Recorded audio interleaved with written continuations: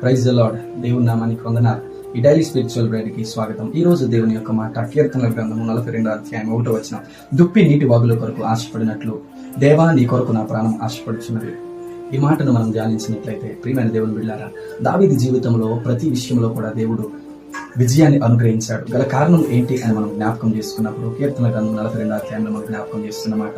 దుప్పి ఏ విధముగా దాహముతో నీటి వాగుల కొరకు ఎదురు చూస్తుందో దావీదు కూడా అదే విధంగా దేవుని సన్నిధిని, దేవుని ప్రత్యక్షతను, దేవుని మహిమను కూడా అదే విధముగా తన యొక్క ప్రాణాన్ని ఎప్పుడు కూడా ఆ దుప్పి ఏ విధంగా అయితే నీటి వాగుల కొరకు ఎదురు చూస్తూ ఉన్నదో దావీదు కూడా దేవుని సన్నిధిని ఆ విధంగా ఎదురు చూసేవాడు కనుక ప్రతి విషయంలో దేవుడు దావీదుకి సహాయం చేసుకుంటూ వచ్చినాడు. ప్రతి విషయంలో దేవుడు దావీదుకి విజయాన్ని చేకూర్చుకుంటూ వచ్చినాడు. ప్రియమైన దేవుని బిడ్డ, ఈ మాట వింటున్న నీవు ఇప్పటికైనా నీవు ఒకవేళ దేవుని వాక్యాన్ని, దేవుని సన్నిధిలో ప్రార్థన చేయడం ఆశ కలిగి ఒకవేళ ఉన్నట్లయితే దేవుడు నీ జీవితంలో కూడా విజయాన్ని అనుగ్రహిస్తాడు.